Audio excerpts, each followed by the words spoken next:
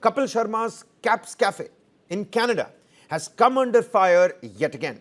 This is for the second time in less than a month. The comedian's cafe in Surrey, British Columbia, has been targeted in a shooting. Early Thursday morning, unidentified assailants opened fire at the cafe, leaving behind shattered glass and multiple bullet holes. The establishment had already been attacked once before on the 10th of July, just days after its first launch. But this time, the threat seems to have escalated.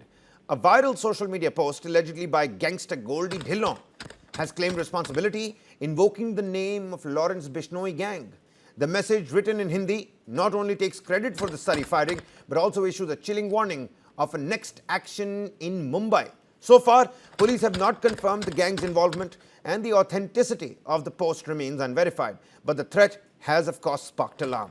The Surrey police are actively investigating the incident. No injuries have been reported, fortunately. And in the earlier case too, Surrey police had failed to make any arrests. Kapil Sharma has not commented on the back-to-back attacks, but with two shootings in under 30 days, serious questions are now being raised about the safety of the cafe and the intent behind these attacks.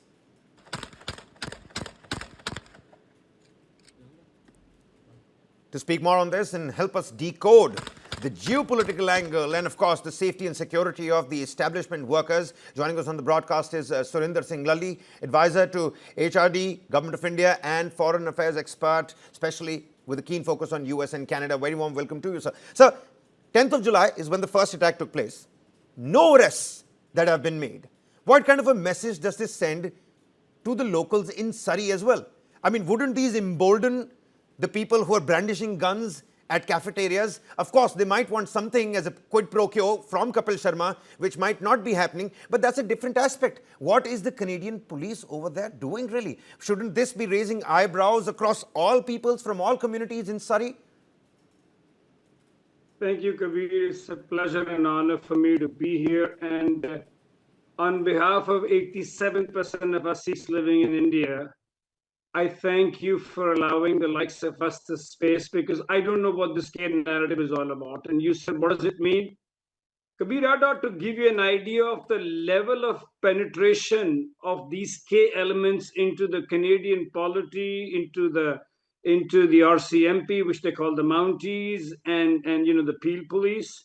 So it's very sad that a country like Canada, who actually is burning from every possible end. I mean, Donald Trump is out to annex them. I mean, China, the way, Xi Jinping reprimanded Justin Trudeau as if he was talking to a kindergarten kid a few years ago, and now messing up a relationship with India, which has such a large diaspora and the fourth largest economy. So that ought to give you an idea of the level of penetration of these K elements. And let me now declutter this for you. End of the day, these are a few fringe rogues who, under the bogey of free speech, are involved in all sorts of nefarious activities, which could include drug, immigration, and extortion, which seems to be the case here.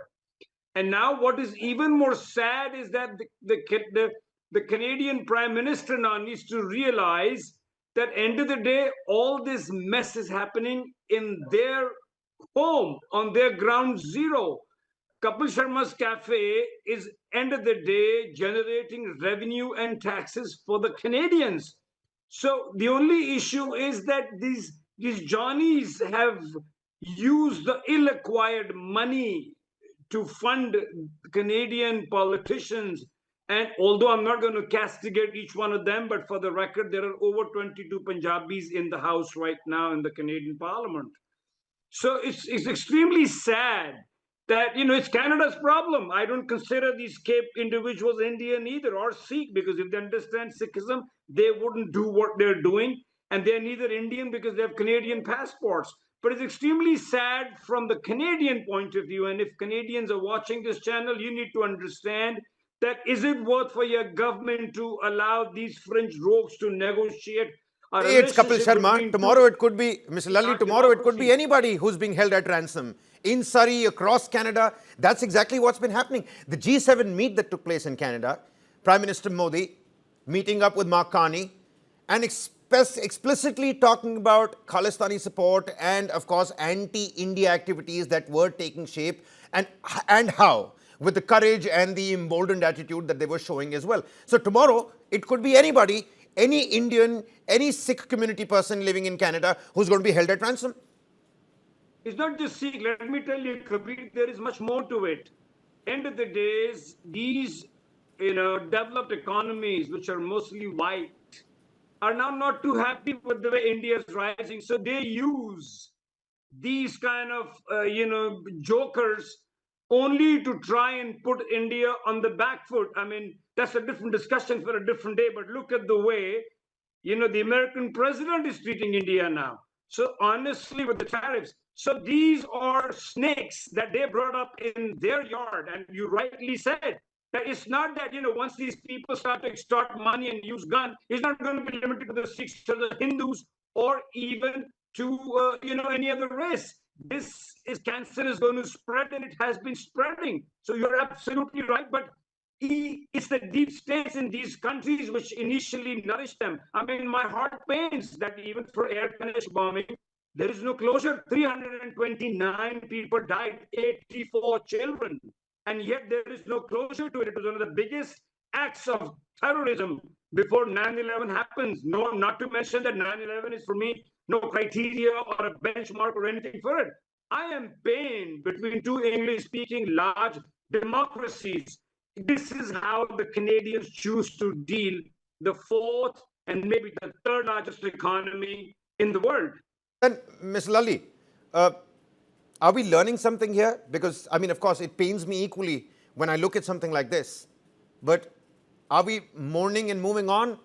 Because there seems to be no closure. What needs to be done here? If this is, deep state initiated terrorist activities, what else do you call it? This is straight on terrorism, brandishing a gun, hitting on, let alone a cafeteria. The guy is not even in Canada. I don't know what kind of message you're trying to put forth. There are establishment workers inside. Thankfully, unfortunately, nobody got hurt. Not last time, not this time. But the larger message, next attack is going to be in Mumbai.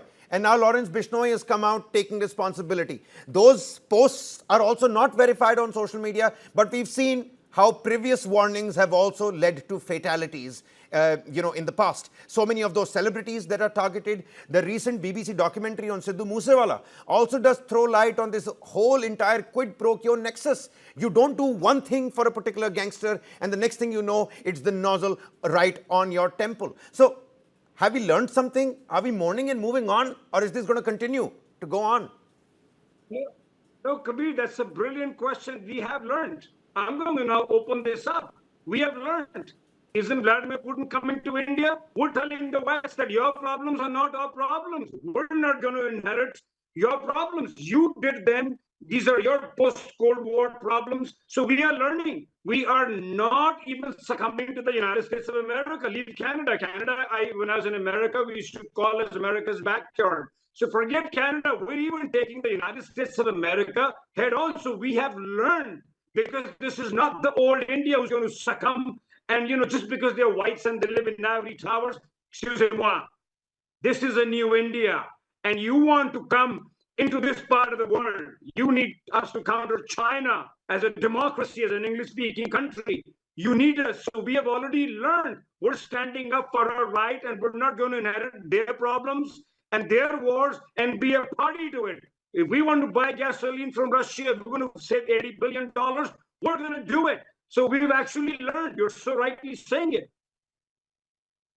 The next attack in Mumbai, I'm sure nobody's taking this lightly. Those kind of, security arrangements are going to be made, especially, I would be, really intrigued to know what might be happening in Kapil Sharma camp right now. Is there going to be a statement or some sort of, reaction that is going to come out, or maybe not? You don't want to create that kind of hue and cry and give more fuel to this particular fire. But when we talk about the immediate Indian diaspora in Surrey, wouldn't they be scared, Mr. Lalli, right now?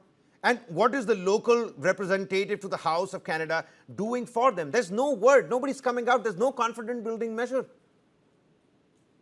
Kabir, is so unfortunate that they've been already in the back foot. I mean, there are these K elements who've been part of the Peel police and they've attacked our temples. They've attacked our gurdwaras. So it's very unfortunate that Canadians, the snakes that they got into their front yard, their backyard, now out to bite them. So yes, I absolutely agree. And Kabir is so ironical and it's so shameful that in any system or society, it's not the bad people that ruin it, but it's the good people by not taking part in it. But unfortunately, we are one of the hardest working immigrants in the world. I'm making a very sweeping remark. We are the hardest working immigrants in the world. Wherever we go, we add to the system, we add to the taxes. I mean, try and minus Indians from the Silicon Valley, try and minus Indians from the Doctors Association in America, try and minus Indians from NASA, Lockheed Martin, Boeing. So it's their loss. It's very unfortunate, but Canada has to understand that it's about time. Otherwise, I'm sorry, I'm again making a very sweeping remark. They're heading the Pakistan way with the way the Chinese have their police stations, Karma Baloch, and then, these Johnnies and Kanish bombing. So they are heading the Pakistan way. I hope Mark Carney smells the coffee as soon as possible. Otherwise, it might be too late for him. All right, Ms. Lally, some final questions I'm going to throw towards you, and then I do have to move on. Some more breaking developments that we do need to tell the viewers about. But first and foremost, you have been talking about the growing global heft of India. We've seen it time and again. Vladimir Putin, you cited those examples yourself. And all of this happening at a time when, these are terrifying times and the Trump arm twisting continues. But at the same time, our global heft, it is growing. We're soon going to be the third largest economy.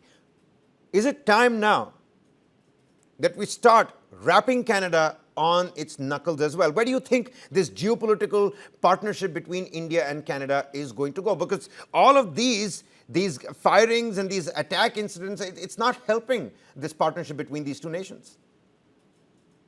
Kabir, it's very unfortunate that there is limited what we can do, because please understand, these crimes are happening on Canadian soils and these are Canadian citizens. I mean, as it is, there is a case against Nikhil Gupta and that other joker called Nijjar, who went as a plumber and then ended up becoming the head of the Surrey Gurdwara. So, Kabir, we have to understand that we have limited influence on the crime and the internal situation of any sovereign nation. So what we can do at best is worry about our growth, because at the end of the day, as they say in the United States, is money talks and bullshit walks. So we're doing our bit. We're doing our bit. End of the day, we're one of the largest economies very soon. And, we're the leader of the global south. And if these Johnnies want to come into the Indo-Pacific, they cannot do without India. Where else can they find a middle class of 600 million people under one elected government, which is a democracy? So they will come to us, and full points to the Modi government for standing up to the United States and telling them,